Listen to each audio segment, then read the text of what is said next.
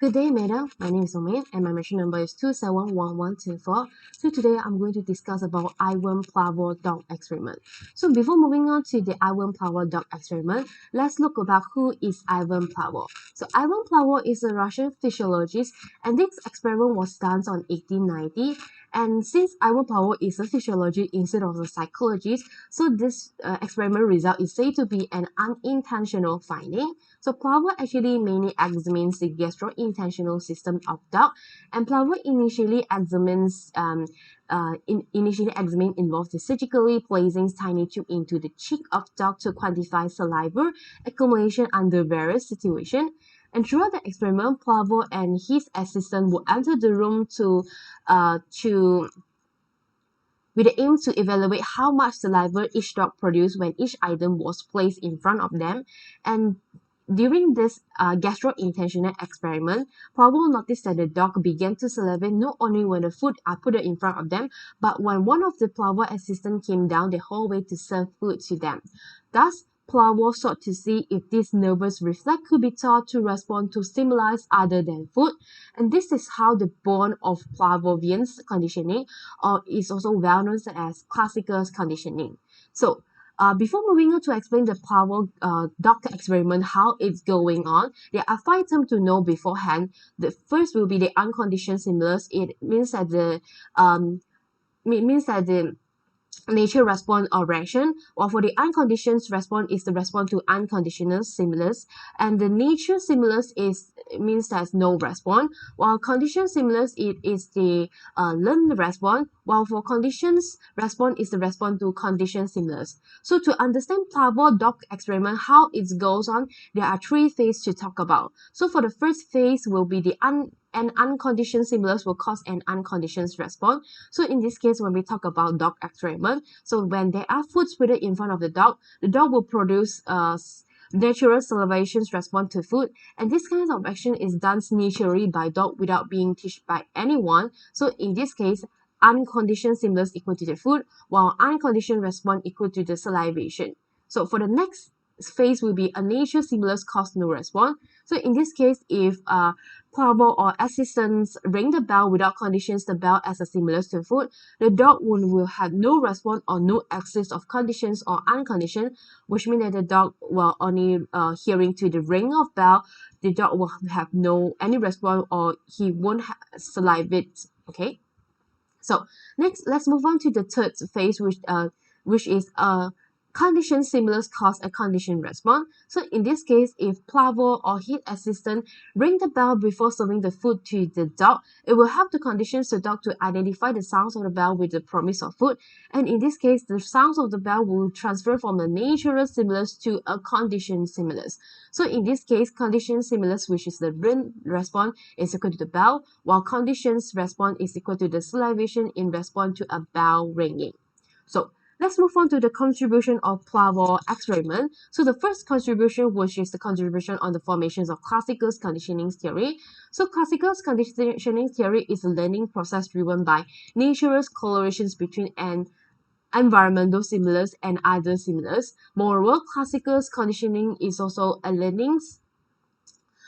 type of unconscious or instinctive learning. Yes.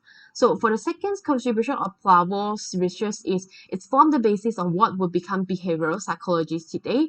So behavioral psychology is also named as the behaviorism. It's a principle that argues that one's environment will have an impact on one's behavior. So Pavlov laid the groundwork for behaviorism research by demonstrating the existence of conditions and unconditioned effect.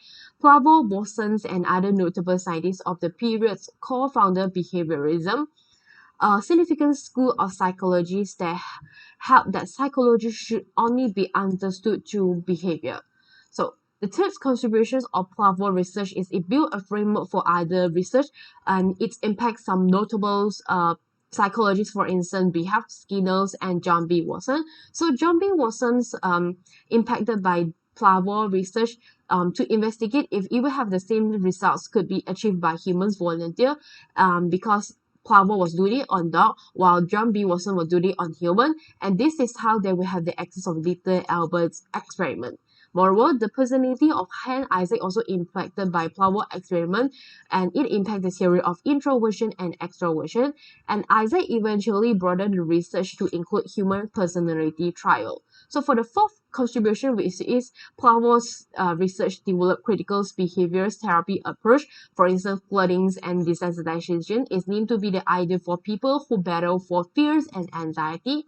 So to note it, let's look about what is desensitization and flooding. So desensitization is a sort of reverse conditioning whereby an individual is exposed to the origin of their anxiety on a regular basis.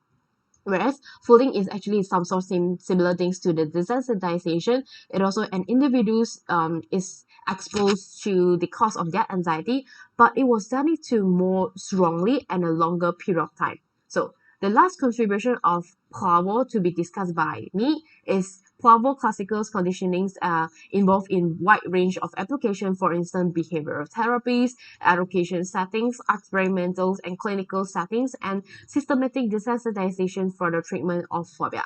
So when we talk about importance and implications, the first will be Pavlov proved that repeated exposures to an event result in an uncontrolled learned behavior. So Pavlov created classical conditioning theory and notably tested with his dog, who were taught to connect the ring of bell with the food. So as a consequence, even without the food to be accessed, but the dog will still respond to the ring of bell by salivating. So next, the classical conditioning approach actually is still useful for today for a variety of purpose, and it includes the behavioral change. Moreover, behavioral approach has greatly aided people's understanding of mental illness, for instance, the treatment of phobias, anxiety, and panic disorder. So in this case, let us take an example, which is the phobia. So the phobia individual are taught the relaxation methods before creating a fear hierarchy ranging from the least frightening to the most terrifying aspect of the phobia object. So one is subsequently exposed with the stimuli in that order and learn to correlate that stimuli with a relaxing response. So last but not least, Pavlov classical conditioning theory also make an impact on the educationals. So conditionings will help to produce fear, love, or even hatred to a certain subject. A good approach and caring treatment by a teacher can have a positive influence on student. Moreover, Pavlov classical conditioning theory also can be utilized to build healthy habits and to eliminate undesirable ones, as well as to regulate various types of phobia.